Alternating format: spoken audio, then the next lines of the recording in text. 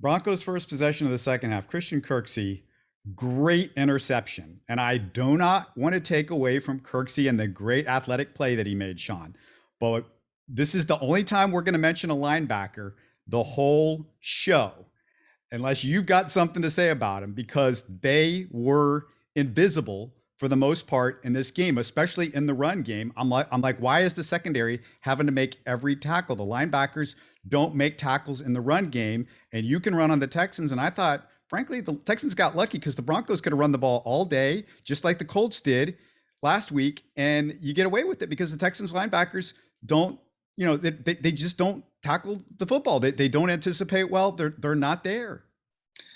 Yeah, and I want to go back and just watch for that in particularly because, having done that even last week, there were just instances where I thought the linebackers just got caught standing flat-footed, and the linemen were able to reach them on the second level, block them up, and completely negate them from making a play. And which is why you saw, and look, it was a lot of the bigger plays in the intermediate routes and deeper down the field, which caused, Jonathan Owens and Jalen Petrie having to come up and make some stops there last week. I mean, leading the team in tackles, those two, I think second and third actually.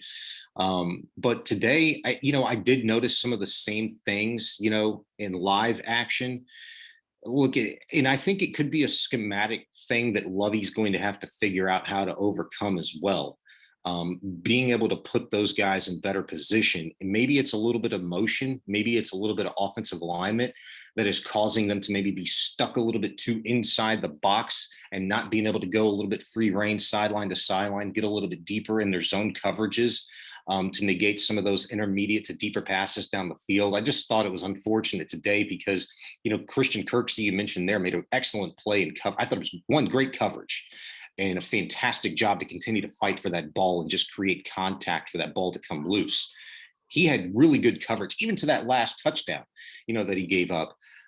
Good coverage, just not an ideal situation. Lovie Smith and that defensive staff have got to figure out a better way to put those guys in position to make plays because it can be a really deep and impressive linebacker core. We just unfortunately haven't been able to see the fruits of their labor the first couple of weeks of the season because I think of a schematic issue. You're listening to Houston Sports Talk.